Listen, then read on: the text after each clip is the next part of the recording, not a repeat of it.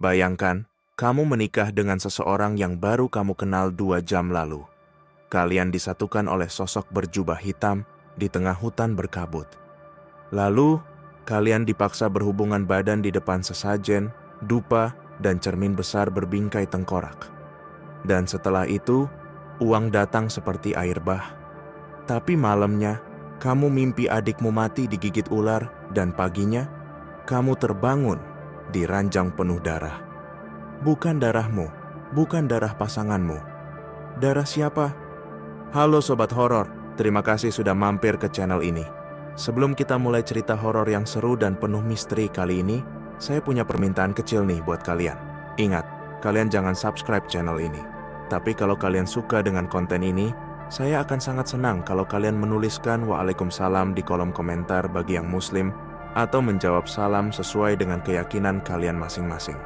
Dan jangan lupa untuk like videonya ya. Ingat, salam adalah sebuah doa yang sangat mustajab. Dengan kalian menjawab salam di kolom komentar itu, sama saja kita saling mendoakan kebaikan satu sama lain, dan itu jauh lebih berharga daripada sekadar subscribe. Nama saya Bayu Prasetya, umur 31 tahun. Saya tinggal di Sragen, Jawa Tengah. Kerjaan saya serabutan, pernah jualan pulsa, pernah narik ojek online, pernah juga jaga warnet, semua gagal. Saya capek hidup miskin, capek ditolak cewek cuma karena belum mapan. Tapi hidup saya berubah sejak Reza, teman SMA saya yang dulu sama-sama kere, tiba-tiba jadi kaya raya dalam setahun. Saya kaget waktu dia datang ke kampung naik Rubicon, pakai jam tangan yang kalau dijual, bisa biayai hidup saya 3 tahun. Saya tanya, "Za, kamu bisnis apa sekarang?" Dia cuma senyum. "Bay, kadang jalan cepat itu bukan di jalan lurus, tapi jalan yang miring dikit." Dia ketawa, matanya tajam banget, lalu kasih saya satu kertas kecil. Alamat. "Datang ke sini pas malam Jumat Kliwon. Tapi ingat, jangan tanya banyak, rasain aja sendiri." Di kertas itu tertulis, "Sendang Kencono Pintu 2 Gunung Kemukus tengah malam." Awalnya saya anggap bercanda, tapi malamnya saya mimpi. Saya lihat Reza berdiri telanjang di pinggir sendang, memanggil saya. Wajahnya berdarah, tapi senyumnya puas. Hari itu juga saya putuskan untuk datang. Saya sewa motor, isi bensin penuh, dan mulai perjalanan ke Gunung Kemukus. Jam menunjukkan pukul 21.13 saat saya mulai nanjak jalan kecil ke arah hutan. Dingin, sepi, dan hanya ada suara jangkrik dan angin yang sesekali membawa bau amis. Bukan bau bangkai, tapi semacam bau darah yang baru mengering. Saya tiba di gerbang kecil bertuliskan, "Pintu 2 Sendang Kencono." Pintu gerbang besi tua, berkarat. Ada lilin kecil menyala di kanan kiri. Saya parkir motor dan berjalan masuk dengan senter kecil. Langkah kaki saya di tanah basah terdengar sangat jelas. Ceklak, cekluk, ceklak. Dan sesekali, seperti ada langkah lain di belakang saya. Saya menoleh cepat, tidak ada siapa-siapa. Tapi saat saya menunduk, ada tapak kaki basah di belakang saya. 3 pasang. Saya datang sendirian. Saya melanjutkan jalan, walau lutut rasanya sudah lemas. Sekitar 200 meter dari gerbang, saya melihat bangunan kecil semacam gubuk terbuka dengan lampu temaram. Ada seorang wanita duduk di sana. Dia mengenakan kebaya hitam, wajahnya pucat tapi cantik sekali, dan matanya seperti kosong. "Selamat datang, Bayu," katanya tanpa melihat saya. Saya kaget, "Ibu kenal saya?" Dia tidak menjawab, cuma berdiri dan menunjuk ke belakang gubuk. "Tunggu giliranmu, pasanganmu sedang disiapkan." Saya mulai merasa aneh. "Ini tempat apa, Bu?" Wanita itu tersenyum tipis. "Ini bukan tempat, ini jalan." "Jalan kemana?" "Ke rasa yang tidak bisa kamu beli dengan uang, tapi bisa kamu bayar dengan nyawa." Saya mulai merinding. Tiba-tiba, saya mencium bau melati dan darah. Kencang, menyengat. Lalu suara, bukan, bisikan, di dekat telinga saya. "Kamu siap jadi kaya dengan membayar rasa?" Saya menoleh cepat. Tidak ada siapa-siapa. Wanita tadi sudah tidak ada. Saya sendiri di gubuk. Tiba-tiba seseorang menyentuh bahu saya. "Mas Bayu!" Suara perempuan, lembut. Saya menoleh. Dia wanita muda, cantik, kulit bersih, mengenakan gaun putih tipis, tanpa alas kaki. Dia menunduk. "Saya pasangan Mas malam ini." Saya makin bingung. Apa maksudnya? Dia tidak menjawab. Dia hanya menggenggam tangan saya dan memimpin saya menuju jalan setapak yang lebih dalam. Hutan semakin gelap, kabut turun perlahan. Di kanan kiri, pohon-pohon tinggi menutupi bulan. Saya merasa seperti masuk ke dunia lain. Suara jangkrik hilang, diganti dengan suara erangan. Lirih, seperti orang berhubungan. Saya menoleh ke arah semak-semak. Ada bayangan dua tubuh bergoyang pelan. Saya menunduk menghindari pandangan. Perempuan di samping saya berbisik, "Di sini, yang haram jadi syarat, yang berdosa jadi kunci." Saya tercekat. "Kunci apa?" Dia tidak menjawab. Lalu kami tiba di sebuah pelataran. Ada cermin besar bertuliskan aksara Jawa, diapit dua patung kepala manusia tanpa badan. Di depannya lilin-lilin menyala melingkar. Di tengah lingkaran, kasur dari anyaman daun. Dan di atasnya sudah ada dua pasangan lain, tanpa busana. Saya menoleh ke perempuan tadi. "Apa kita harus?" Dia menunduk. "Kita hanya perlu saling menyerahkan tubuh di bawah pengawasan cermin." Saya gemetar. "Lalu apa yang saya dapatkan?" tanya saya. Dia menatap saya, matanya merah, dan dari pelipisnya mengalir darah. Rasa yang tidak bisa dibayar dengan emas. Saya ingin mundur, tapi kaki saya tidak bisa digerakkan. Saya mencoba berbalik, tapi cermin itu mulai menyala. Dan di dalam cermin saya melihat wajah saya berdarah, tersenyum, menggenggam tangan mayat. Saya menjerit. Apa yang sebenarnya terjadi di tempat itu? Siapa perempuan itu? Dan kenapa wajah saya ada di cermin, berdarah seperti orang mati tapi masih hidup? Tapi yang lebih mengerikan lagi, saya melihat satu wajah lain dalam bayangan di cermin itu. Wajah yang saya kenal, wajah ibu saya. Tapi matanya sudah putih semua. Aku terpaku di depan cermin itu, nafasku pendek, tenggorokan tercekat. Cermin besar dengan bingkai tengkorak itu memantulkan bayangan yang bukan hanya milikku. Di sisi kiriku, wanita pasangan ritualku berdiri tanpa ekspresi. Tubuhnya pucat, rambut panjangnya menjuntai sampai pinggang.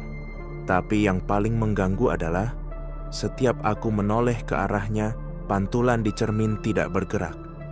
Seakan dia bukan manusia. Bayangan wajahku di cermin perlahan berubah. Kulitku mengelupas, mataku berdarah, dan mulutku terkunci seperti dijahit. Tapi tubuhku nyata. Aku masih berdiri di sana, berkeringat dingin. Kemudian dari balik kabut muncul sosok lain. Seseorang berjubah merah darah. Wajahnya tertutup topeng kayu dengan lukisan mata menangis. Ia berjalan mendekat perlahan sambil membawa mangkuk besar berisi air hitam pekat. "Bayu Prasetya," suaranya berat dan dalam. "Kau sudah melewati 3 gerbang, sudah melihat 3 bayangan, sudah bersama satu tubuh. Maka kini waktunya menukar rasa." Dia mengangkat mangkuk hitam itu ke arah cermin. "Apa yang akan kau serahkan malam ini?" tanyanya. Aku bingung. Saya nggak ngerti. Saya cuma mau hidup saya berubah. Saya mau kaya, saya mau dihargai. Dia tertawa, pelan. Tapi lama-lama, gema tawanya menggema seperti ribuan suara. Semua yang datang ke sini ingin hal yang sama, tapi tidak semua siap menerima rasanya. Kemudian perempuan di sampingku mulai melangkah ke kasur anyaman daun di tengah lingkaran. Dia perlahan membuka pakaiannya satu persatu. Lalu menatapku dengan mata merah itu. "Mas Bayu, ayo, ini jalannya." Aku diam. Suara dalam kepalaku berteriak, "Lari, ini bukan manusia." Tapi kakiku tetap diam di tempat. Tubuhku seakan terkunci oleh sesuatu yang tak terlihat. Sosok berjubah merah menaruh mangkuk di depan cermin. Dia menaburkan bunga melati dan darah ayam hitam ke dalam air. Tiba-tiba dari balik pepohonan, terdengar suara derap kaki. Banyak, seperti puluhan orang berjalan bersama. Lalu satu persatu, pasangan-pasangan ritual lain muncul dari arah yang berbeda. Wajah mereka datar, matanya kosong, semuanya seperti zombie hidup. Mereka mengelilingi kami, berdiri menghadap cermin, sambil bergumam, "Kaya, tapi rasa, kaya, tapi rasa." Perempuan di depanku mulai menangis, tapi air matanya bukan bening. Air matanya merah, darah. "Kalau Mas nggak mau lanjut, saya yang dikorbankan," ucapnya lirih. "Setiap yang menolak harus tetap ada tumbalnya." Dia menunduk, tangannya memegang perutnya sendiri. "Apa maksudmu?" tanyaku ketakutan. Dia menatapku dalam-dalam. "Aku sedang hamil, dan kalau kamu kabur, anak ini yang jadi ganti." Dadaku serasa dihantam batu. Aku nggak bisa membedakan mana ilusi dan mana kenyataan. Tapi semuanya terasa terlalu nyata untuk sekadar mimpi. Aku mulai mundur perlahan. Namun cermin di depanku bergetar, lalu retak. Dari dalam retakan itu keluar asap hitam dan suara jeritan. Suara ibuku. Aku yakin itu suara ibu kandungku. "Bayu, anakku, jangan ikuti mereka. Kamu bukan cucu Darni." Jeritanya nyaring dan membuat lututku lemas. Aku jatuh terduduk. "Cucu Darni? Siapa itu?" Tapi suaranya sudah hilang. Kabut menelan semuanya. Sosok berjubah merah berdiri tepat di hadapanku. "Waktumu habis. Kau sudah menolak rasa, maka kau harus menanggung darah." Tangannya mengangkat mangkuk air hitam, lalu menumpahkannya ke wajahku. Aku menjerit. Tubuhku mendadak panas, seperti disiram minyak panas, tapi dari dalam. Mataku berdenyut, dadaku terasa ditusuk dari dalam. Lalu semuanya gelap. Aku terbangun di ranjang kayu. Kamar asing, lampu remang. Bau dupa memenuhi ruangan. Dan aku tidak sendiri. Di sebelahku, perempuan itu, pasanganku semalam, tertidur telanjang. Di lantai ada uang. Banyak sekali. Uang baru, rapi, bertumpuk.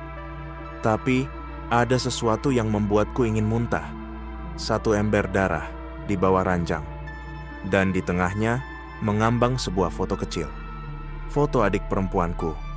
Tanganku gemetar saat mengangkat foto itu dari ember darah. Kertasnya lembek dan nyaris hancur, tapi wajah di dalamnya jelas. Adik perempuanku, Sari. Foto yang sama yang kami ambil saat dia lulus SMA 2 tahun lalu. Tapi di sudut foto itu, ada sesuatu yang tidak pernah ada sebelumnya. Coretan tulisan merah seperti darah, "Rahimnya untukmu." Aku terduduk di lantai. Napasku sesak, dada seperti ditindih batu. "Ini nggak mungkin," bisikku. Aku ingat jelas, sebelum berangkat ke Gunung Kemukus, aku masih sempat pamit ke Sari. Dia bahkan sempat bercanda soal aku yang masih jomblo. "Tapi kenapa fotonya ada di sini? Apa maksudnya rahimnya untukmu?" Perempuan di ranjang bergerak pelan, matanya terbuka, tanpa ekspresi. Lalu dia bangkit, duduk menghadapku, dan tersenyum. "Selamat Mas Bayu, kamu lulus tahap pertama." "Apa maksudmu?" Suaraku naik. "Apa yang terjadi sama adik saya?" Dia menghela napas, seperti menahan sesuatu yang pahit. "Darah pesugihan selalu mengalir dari keluarga sendiri, Mas. Kamu pikir ritual itu cuma tentang hubungan badan? Enggak. Itu cuma awal. Tubuhmu sudah diterima. Sekarang giliran darahmu mengalir balik ke akarnya." Aku menggeleng cepat. "Saya nggak ngerti. Apa hubungan adik saya? Kenapa namanya disebut-sebut?" Perempuan itu menunduk. Suaranya berubah lirih. "Karena kamu, cucu dari Nyai Darni, dukun pertama yang membangun pesugihan tubuh di Gunung Kemukus. Darah kalian membawa ikatan, dan setiap keturunan Darni harus memberi satu pengganti." Aku merasa jantungku berhenti berdetak sesaat. "Ibu saya, dia bilang saya bukan cucu Darni." Perempuan itu berdiri perlahan, mengambil kain putih dan menutup tubuhnya. Dia bohong karena dia lari dari perjanjian, dan saat seseorang lari dari perjanjian, maka anaknya jadi gantinya. Pintu kamar terbuka sendiri. Kabut masuk perlahan, menyapu lantai. Dan dari luar, terdengar suara gong kecil dipukul 3 kali. "Waktunya menuju sendang terakhir," ucap perempuan itu. Aku berusaha kabur, tapi tubuhku lemas. Langkahku gontai mengikuti perempuan itu melewati lorong rumah. Kami keluar ke pekarangan belakang yang asing. Di sana sudah berdiri 3 orang berjubah merah. Salah satu dari mereka membawa kotak kayu besar. "Bayu Prasetya," suara berat itu lagi. "Ambil isinya." Aku maju, membuka kotak itu perlahan. Dan di dalamnya, bayi. Tapi bukan bayi biasa. Kulitnya hitam kehijauan, matanya merah menyala. Dan di dadanya, tertulis dengan ukiran, "Sari." Aku mundur, menjerit, "Bangsat kalian, apa yang kalian lakukan ke adik saya?" "Dia belum mati," ujar salah satu dari mereka. "Bayi itu hanya cerminan jiwa. Tubuhnya masih bisa diselamatkan jika kamu bersedia melakukan pengorbanan lanjutan." Aku terduduk. Pengorbanan apa lagi? Perempuan itu yang sejak tadi diam mendekat. Dia berbisik di telingaku, "Tidurlah denganku sekali lagi, tapi kali ini di dalam sendang, di bawah bulan purnama, di hadapan patung Darni. Jika kamu lakukan, maka kamu bisa minta apapun, termasuk menyelamatkan adikmu." Aku menatapnya lama. Wajahnya berubah-ubah, kadang cantik, kadang penuh luka, kadang mirip ibu kandungku. Aku hanya bisa mengangguk. Bukan karena yakin, tapi karena aku nggak punya pilihan. Malam itu, aku dibawa ke sendang besar yang diselimuti kabut dan berisi air berwarna keperakan. Di tepi sendang, ada patung wanita setinggi 3 meter. Tubuhnya telanjang, rambutnya menjuntai menutupi bagian depan, dan mulutnya terbuka dengan lidah menjulur panjang. Kami masuk ke dalam air bersama. Perempuan itu memelukku dari belakang. Tangannya dingin. Suara gong berdentang dari kejauhan, dan air sendang tiba-tiba bergelombang seperti direbus dari dalam. Dia menatapku. "Ucapkan niatmu. Aku ingin Sari hidup kembali, tanpa luka, tanpa ingatan tentang ini semua." Perempuan itu mencium keningku, lalu menenggelamkanku. Aku berontak, tapi dia menekanku lebih dalam. Suara-suara gaib menggema di dalam air. "Anakmu, cucumu, semua akan kembali ke sini. Tak ada yang gratis, dalam rasa." Saat aku hampir kehilangan napas, aku melihat satu wajah muncul di dalam air. Sari.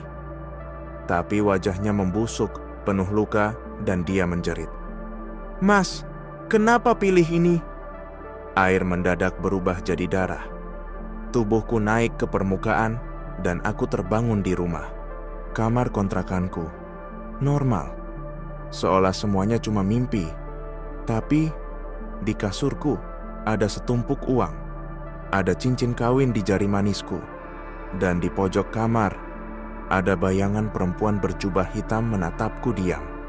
Dia tersenyum. Rasa sudah ditanam. Panennya belum.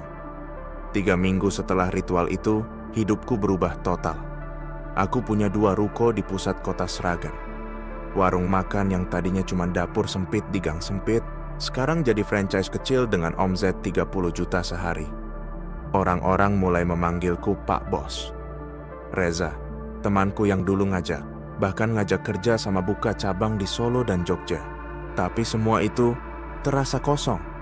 Setiap malam, aku tidak pernah bisa tidur nyenyak. Ada suara, bukan dari luar, tapi dari dalam kepalaku. Berbisik pelan, malam ke-7 sudah lewat. Malam ke-14, darahmu akan ditagih. Dan setiap kali aku mencoba mengabaikan, bayangan itu datang lagi. Bayangan perempuan berjubah hitam. Kadang berdiri di dapur, kadang duduk di pojok kamar, kadang tidur di sampingku. Bahkan pernah aku terbangun dan mendapati tubuhku telanjang penuh lumpur dan darah, padahal malam sebelumnya aku tidur dengan piyama bersih. aku mulai kehilangan akal. Sampai suatu pagi, aku menerima pesan WhatsApp dari nomor tak dikenal. Foto adik perempuanku, Sari. Dia duduk di lantai sebuah kamar yang gelap. Tangannya diikat, mulutnya diplester, matanya terbuka, tapi kosong. Di belakangnya, bayangan perempuan berjubah hitam. Lalu pesan itu muncul. Kalau ingin dia utuh kembali, datang ke Kemukus. Malam Jumat Wage, sendang ketiga, sendiri. Aku tidak bisa diam. Langsung aku kemas tas kecil dan berangkat diam-diam ke Gunung Kemukus. Tidak ada motor, tidak ada ojek. Aku jalan kaki. Kabut terasa lebih tebal dari sebelumnya, hening. Bahkan jangkrik pun tidak bersuara. Langkah kakiku menjejak tanah basah dan setiap langkah terasa seperti menginjak kuburan. Di pintu sendang ketiga, tidak ada orang. Hanya batu besar bertuliskan darahmu utangmu. Aku berdiri di sana, menunggu. Nafasku berat, tanganku gemetar. Lalu muncul sosok itu lagi. Perempuan berjubah hitam, tapi kali ini wajahnya jelas. Ibuku, tapi bukan ibuku yang selama ini aku kenal. Wajahnya kaku, matanya putih semua, kulitnya penuh goresan. Dia bicara lirih.